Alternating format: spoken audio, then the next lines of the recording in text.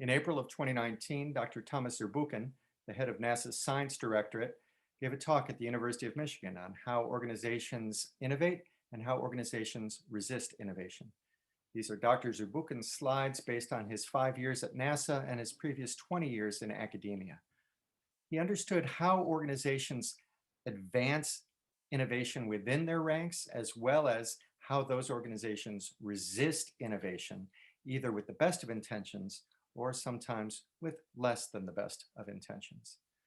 Of the 5 ways that organizations resist innovation, the number 1 was delaying by asking for a study.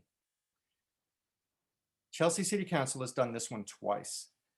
When reports of selective enforcement first reached City Council, they ordered a study by Whistleblower Law Collective.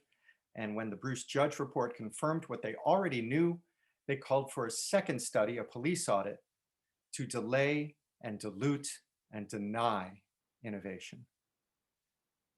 The second way that organizations resist innovation is to add uncertainty.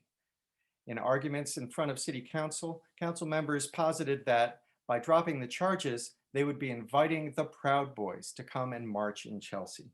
There's no intention for the Proud Boys to march here. They just claimed that in order to add uncertainty into the mix and create a mess where really there was a clear path to a solution. The third way that innovation is resisted by organizations is by supporting it all the way up until the point at which they then shut it down.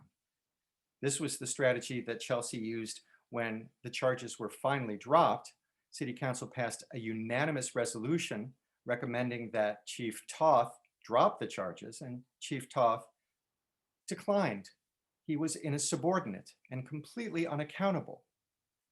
I ask you to consider, did City Council know in advance that Chief Toth was going to deny them?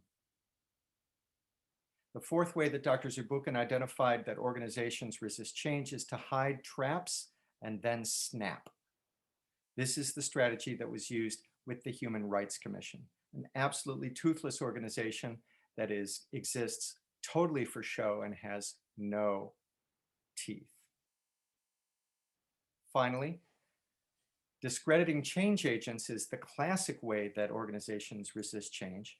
And this strategy has been employed by Chelsea City Council pretty much from the beginning.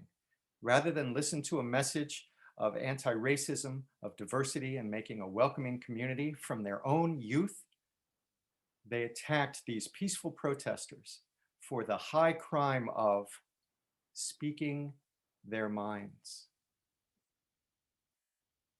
Dr. Zurbuchen recommends that innovators and activists stock up on pain relievers and on vitamins because innovation is hard and they're going to need them.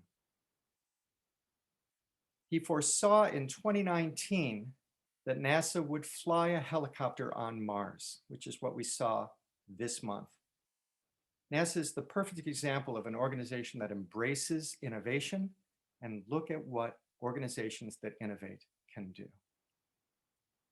He closed his talk with this quote from Nelson Mandela: "Action without vision is only passing time.